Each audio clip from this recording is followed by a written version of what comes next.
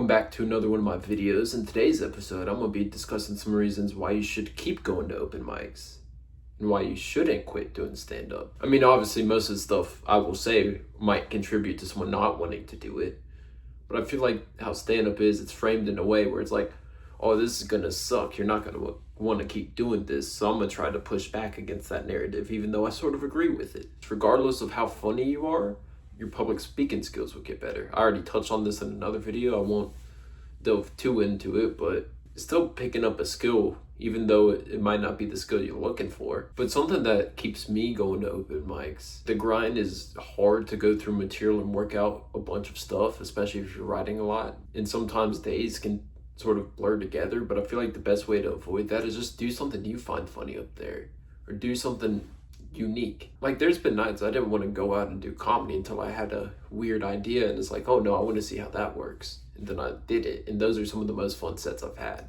I feel like a lot of comedy, it's like, oh, you have to have this perfectly scripted written joke, because sometimes going through the motions and telling a joke you're not excited to tell might make the joke worse. Like, there's been jokes I used to love to tell, but I just told them too many times, or I fell out of love with them, because it's like, oh, I'm better than this now. I'm not going to commit to this joke I don't really like now. And I feel like going up with some new weird stuff every once in a while when you're just sort of in a writer's block. It's like, what? I'm in a writer's block. How am I going to figure out something to do?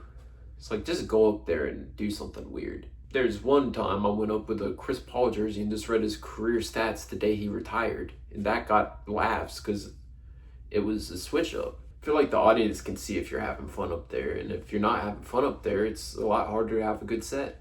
I've seen it happen since I've started uploading these videos. Like, there's been nights I just don't commit, or I guess I don't feel as present on stage, and it isn't as good of a performance. It isn't as a great test on the joke, because you're thinking of a version of the joke you tried out when you didn't really want to tell it.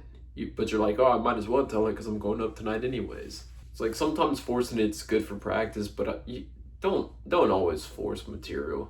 You got 5 minutes of stage time. You might as well try to do something someone will think about and be like, remember when I saw that happen? Wasn't that weird? Because sometimes the most memorable stuff isn't a good joke. I mean, the funniest thing I've ever seen in stand-up live, I don't think I'll ever laugh this hard again at anything stand-up related, just because I've seen too much. But there was someone in the scene. So he had a beard. He shaved him into mutton chops. And so he went up on stage. He had a hat on. At the start of his set, he takes his hat off, and he has mutton chops shaved into his hair as well. Like, his only hair is mutton chops, and it's mirrored from his face to his head. It was the craziest thing I ever saw, and he just committed to it because he was shaving his head. So he's like, might as well. Like that, I think the room laughed for like a minute or two straight, and like, he's the only person I've seen someone take a selfie with someone after an open mic set. I don't think I'll ever forget a moment like that, and that's just because he took a creative risk and tried something weird when he didn't want to do the regular stuff.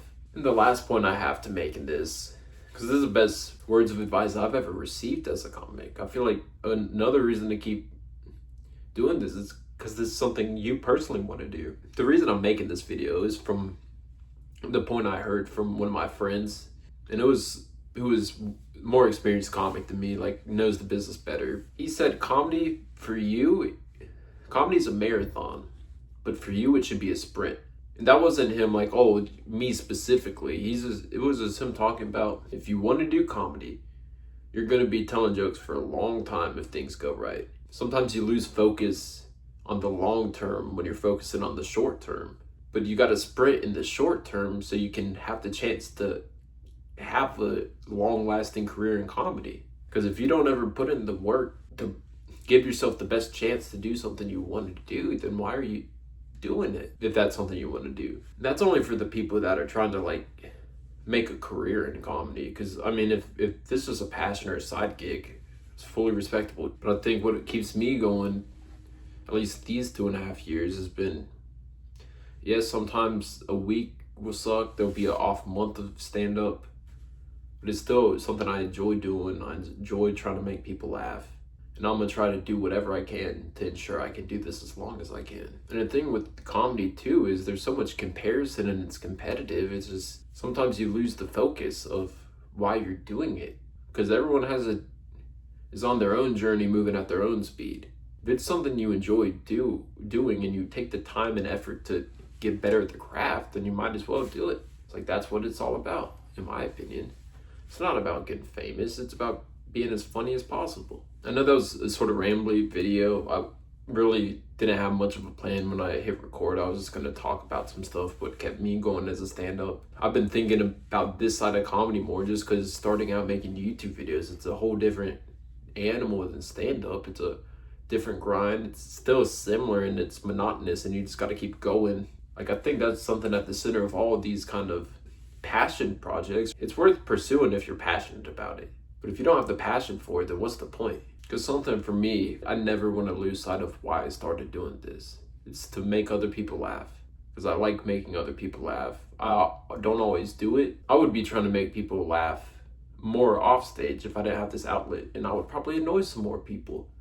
So to the people that know me well, you're probably thankful I have this outlet. So I don't have to tell every little joke that pops into my head because I can just let them out at a different time. That's all I have for this video. If you like the video, please like the video.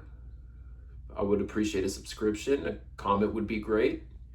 And one last thing, Irish goodbye.